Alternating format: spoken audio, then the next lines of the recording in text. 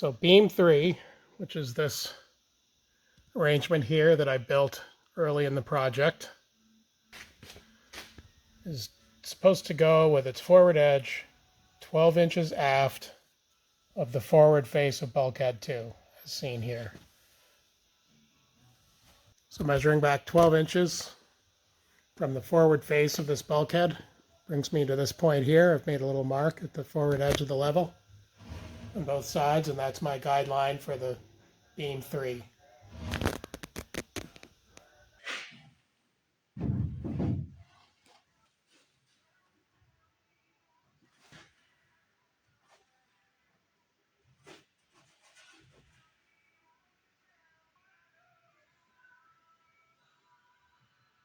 So my beam 3 is 29 3/8 across the forward lowest dimension. That's to where the measurements on the drawing are intended. And the actual measurement is 19 5/8 on each side, or 29 1/4. So I'm about 1/8 big, which I don't think is a problem. However, I'm a little bit off on this. This says it should be 12 inches between the forward edge of bulkhead 2 and the forward face of beam 3. And what I've found is that this works for the aft face of beam 3, not the forward. So here on the side of the hull is my mark. That's 12 inches aft of this bulkhead on both sides. I've got the level sitting on that. And the way this works is this actually sits perfectly in the boat forward of that line instead of aft of it. It's not long enough to fit aft, and so this is what I'm going to go with. I don't see how it makes sense any other way. And I don't see any problem with this.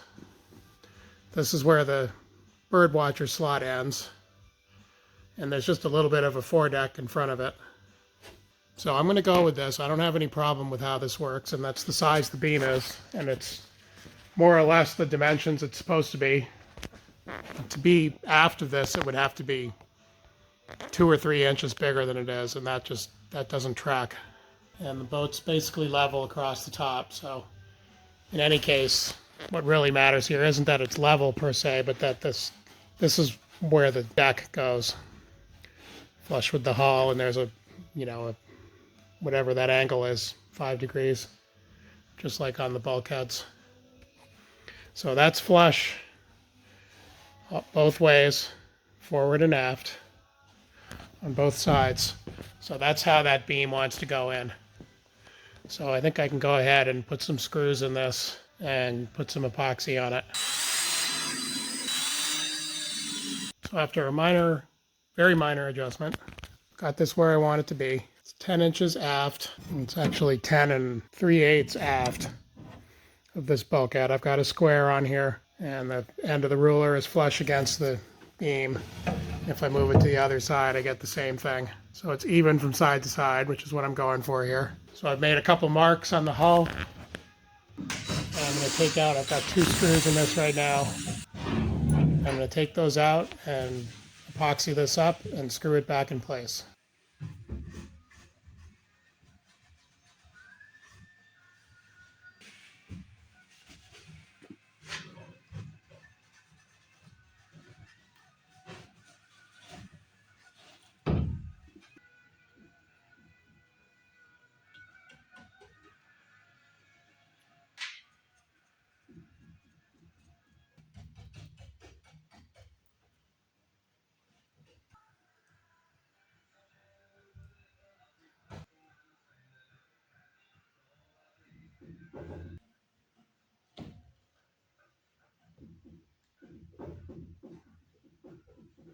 So I applied lots of epoxy. Well, I wet out the wood first with regular epoxy, and then I've applied an abundant amount to both the hull and the end of the beam.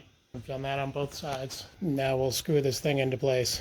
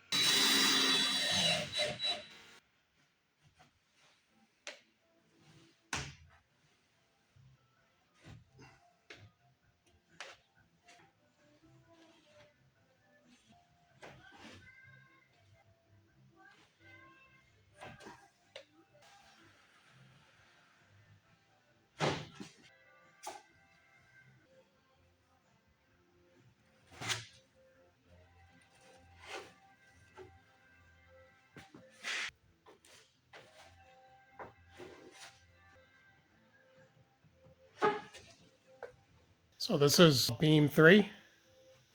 This is the forward end of the slot in the foredeck, the birdwatcher slot. And this is now installed in epoxy with screws. Epoxy to the hull on both sides. This ended up a little bit further forward than the plans show, but it's actually built just slightly larger than the plans indicate. And there was no way it was fitting where it said, which was about 1.5 inches further aft. The plans suggest that the forward edge should be at this mark, but that's not how it worked out for me. The plans call for some little wooden supports glued and screwed underneath it on the sides, which I may do, or I might just tab it. For now, it's installed with the epoxy and screws, and that's enough for right now. When this is cured, I'll think about what to do from there. But my inclination is to tab it on the two sides, forward and aft, which would hold this very securely. But that's beam 3, forward edge of the slot. It's 2 feet wide where that raised section is, just like the openings in the companionway. And there's going to be a beam running on each side to kind of close it in. So we'll leave that to cure and continue work on that in the future. To finish off the beam 3 installation, I ended up tabbing it to the hull on both sides and underneath. So there's 3 pieces of tabbing on each side. And this is instead of the little block that's called for in the plans. Am I even looking at it there? There we go. It's 3 pieces of 1708 tabbing, cut to fit, and I've extended it. I've let it extend just a little bit above the top edge for later trimming. And the piece on the bottom is a little wide, so I'll just trim those back later. But in addition to the epoxy and screws holding this, this will help keep it very secure and obviates the little blocks. There's really nothing wrong with the blocks, but this seemed like a better answer for me. So this is what I did, and that's not going to go anywhere. So we'll let that kick, and I'll trim it up flush and clean it up, and we're good to go on the forward beam 3. I mean, this is already solid, but tabbing will just keep it that much stronger, and it obviates that blocking. So at long last, I finished up these cuts at the transom end of the boat, and I didn't deviate too far from what was in the plans. What I did is I copied the angle of the transom and used that for the forward edge. So it's not much different than a square edge, but I kind of like it when angles and curves tie together. And then once I drew that out, I had an accurate layout line on the starboard side, and I measured up from the corner of the bottom on the transom to get a duplicate measurement on this side, the port side, struck a line, and cut it. So we've now got the final shape of the stern of the boat.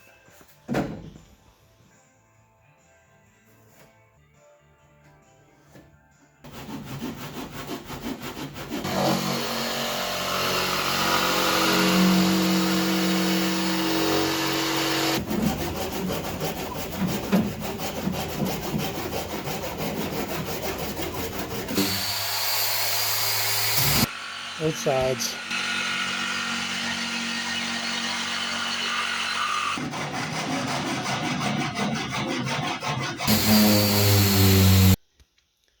The gunnel, when I install it, will extend and be flush with the top of that edge right there. And it does make a difference to the aft end of the boat. It looks better with that cut down. Not cutting it was never really an option, but it was a possibility, but I never really thought that's how I would end up. But I'm happy with that. This angle's not anything that exciting. It just seemed appropriate to me, so that's what I did. Keeps it from being quite so abrupt as this vertical bulkhead would be. And I'll probably fine-tune this a little bit. I'm not positive that these supports here are just right. I cut these by hand. This one looks like it could use a little more trimming on this side here. I sanded it down to that. This one actually cut accurately. So a little fine tuning there as time goes on. I'm considering some scraps of plywood to fill in over the tops of these so that they're flush and not inset like they are. That would be totally a cosmetic thing. I'm not planning to extend any plywood out because I want to leave plenty of room for a kicker and maybe a way to get in and out of the boat, boarding ladder or something. So this is pretty much what it's going to look like. But I've made those final cuts in the hull that I put off when I laid out the hull. Looks pretty good. I wanted to get it down where it belongs so that I can sheathe the hull with fiberglass and get that project underway sooner than later. It's the last huge job remaining on this boat, and I'd be lying if I said I was looking forward to it. Otherwise, it's coming along bit by bit. Lots of little stuff going on. The goal, obviously, is to sheathe the hull, get the interior complete, and I'd like to paint the interior before I put the deck on. It'll be a lot easier. So I'm trying to get that all set. I do like how the boat's coming out. I like it. It's a little funky, but I quite like it. Keeps growing on me. I know it'll be functional, but I kind of like the look. For a slab made out of plywood, it's got some style. If you disagree, that's fine. I like it. It's my boat. More to come.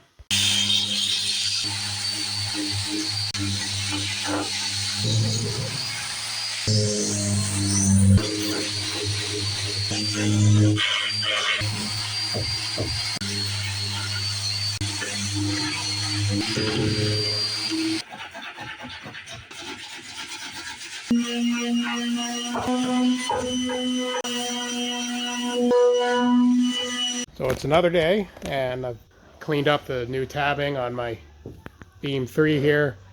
Looks good. I'm real happy with that.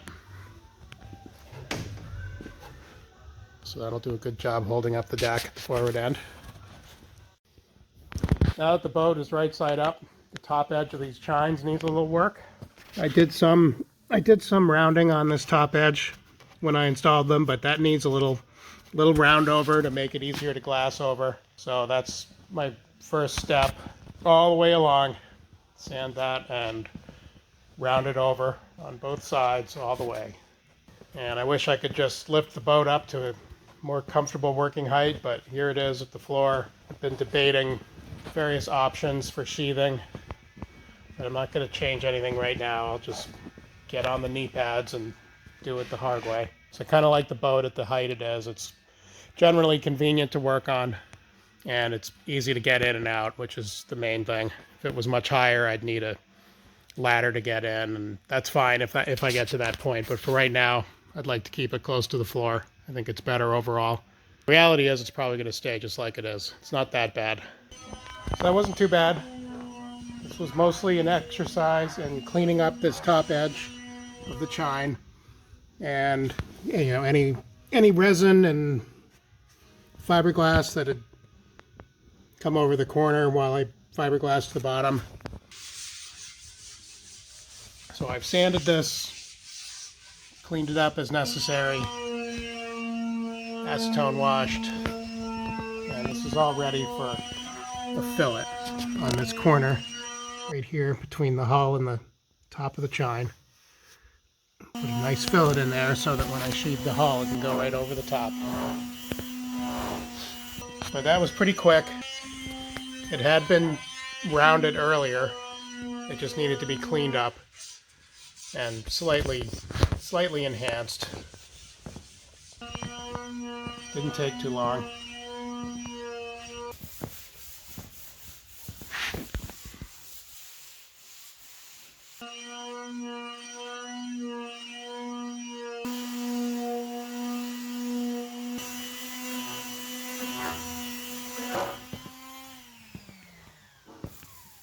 Just a nice little round over, and the edge here onto the existing sheathing is nice and nice and smooth so I can glass right over that. But this is ready for the fillet, which is the next stage. And to do the fillet, I'll just do the pastry bag thing with an epoxy mix and a little tool to create a nice healthy fillet in there. Not sure what size, probably 1/2 inch radius kind of a thing. So from here, next thing is installing these fillets.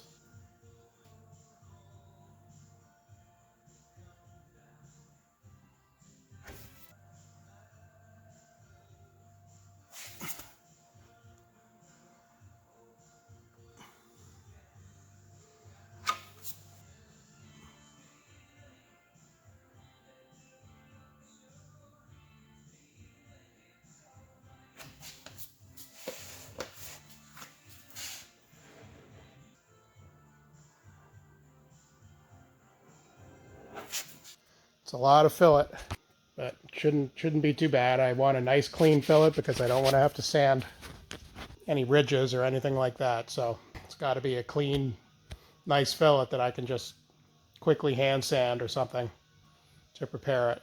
So I've created a fillet between the chine and the hull with an epoxy mixture. I used a fairing mix, so it'll be a little easier if I have to sand it at all, touch it up, but it looks good. Shouldn't be any real problems with it, but I want to make sure it's smooth before I put fiberglass on. So that's going to kick overnight or whenever. And I did that down both sides. Wasn't too bad.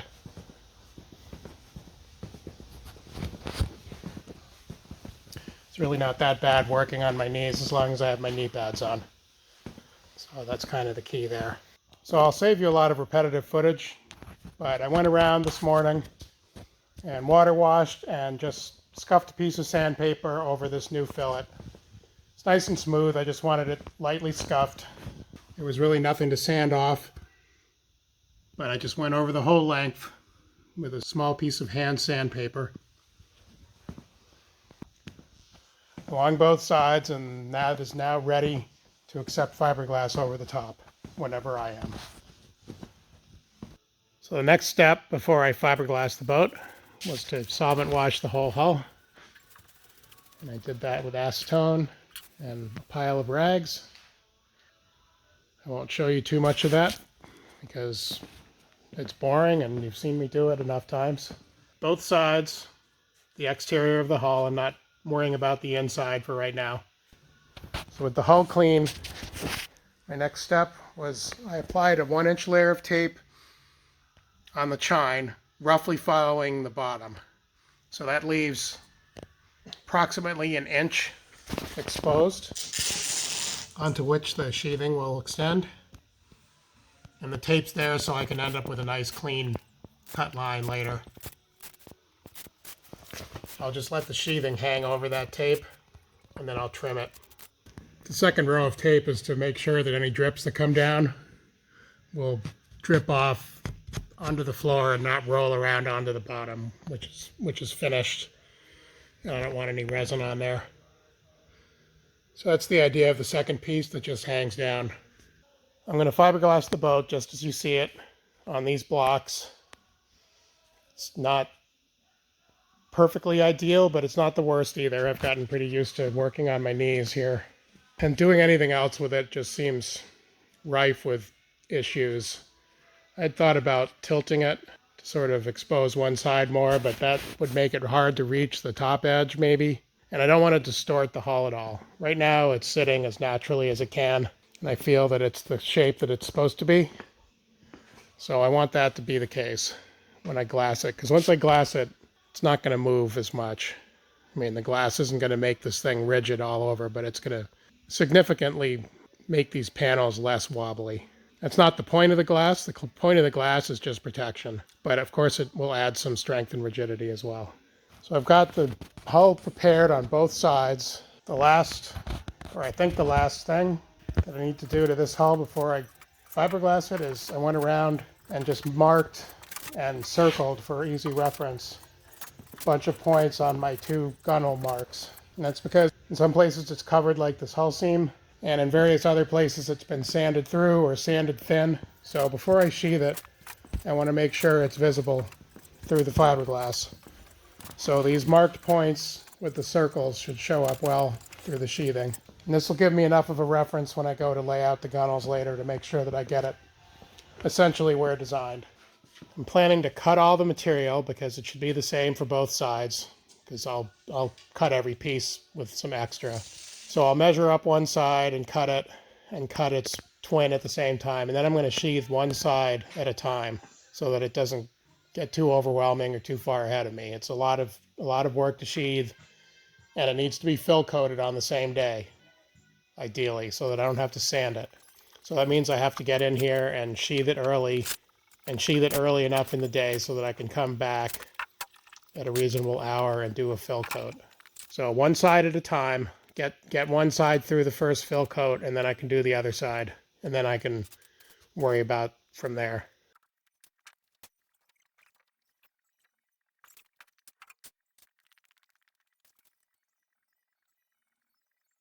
This is a significant project, this sheathing, so I'm looking forward to doing it. Well, I'm not looking forward to doing it. I'm looking forward to having it done.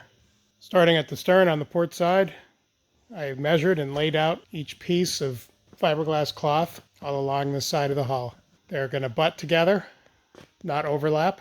So overlap creates a lump that you basically can't fare out. I mean, you can, but huge amount of fairing compound. Fare in a small bump. So the way it's draped, it leaves bigger gaps, or what appear to be bigger gaps, but as I install this, those will work themselves out. This is the best attempt I can come up with to hold this cloth in place. I've got it clamped at the top and bottom to hold it roughly where it belongs. And once I start wetting it out, everything will get much easier. But I need something to hold it there while I start, because you can't manipulate this cloth when it starts to stick. Like if I were to wet out the hull first and then try to put this cloth on, it doesn't work. This cloth doesn't hold its shape, and it might be a mess. I don't know. I expect this to be a big project, and I want everything prepared and all my ducks in a row. So I've got a couple of roller trays, a bunch of rollers, brushes, scissors, squeegees, etc. All ready to go, close at hand. But here we are. Just in case I ran short of cloth, I didn't cut the starboard side at the same time, except for the first piece. I did cut the first piece. I'm going to glass the two sides on separate days, but while I had the material out and all the measurements, went ahead and cut all the cloth for the starboard side as well. For now, I've just got it draped over the rail here. Once the port side is in place, glassed in place, it'll open up all these clamps. And then I can prepare the starboard side in the same way.